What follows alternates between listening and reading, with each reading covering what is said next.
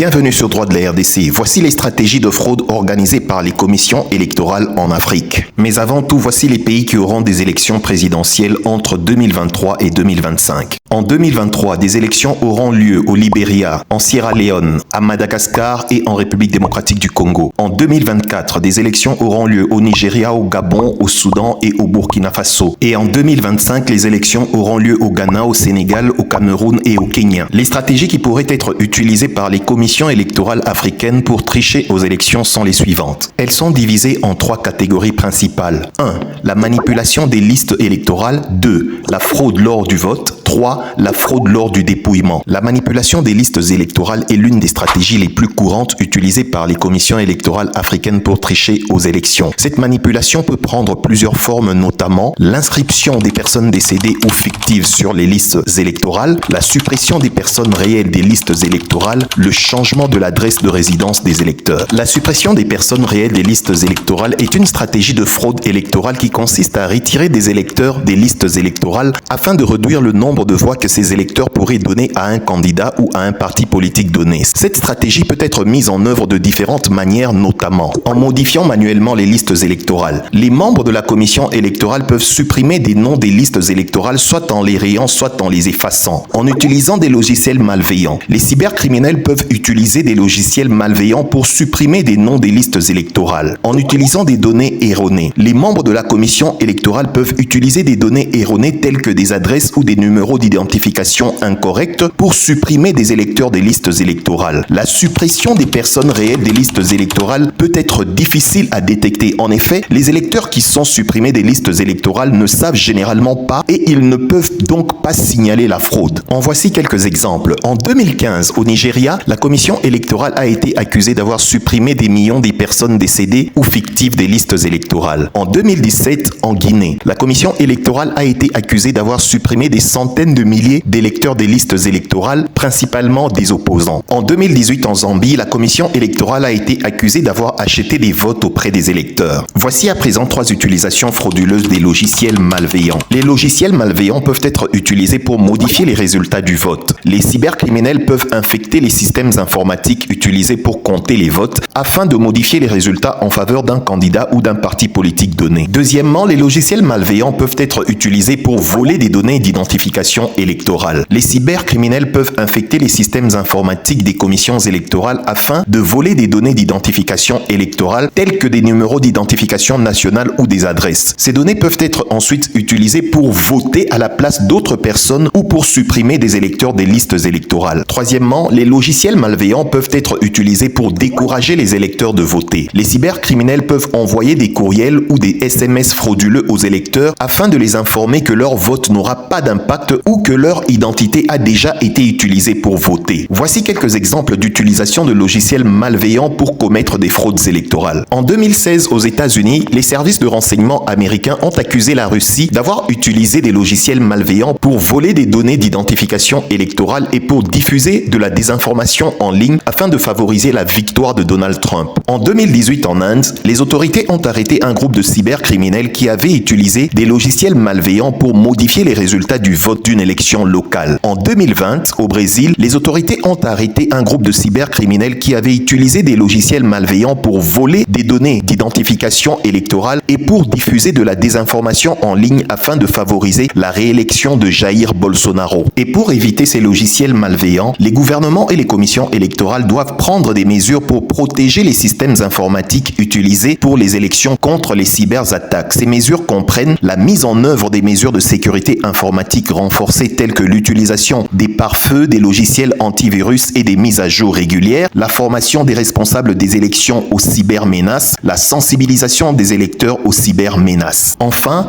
l'une des meilleures stratégies en rapport avec la manipulation des listes électorales est la non-publication des listes provisoires des électeurs. Mais cette stratégie, nous l'aborderons dans la prochaine vidéo.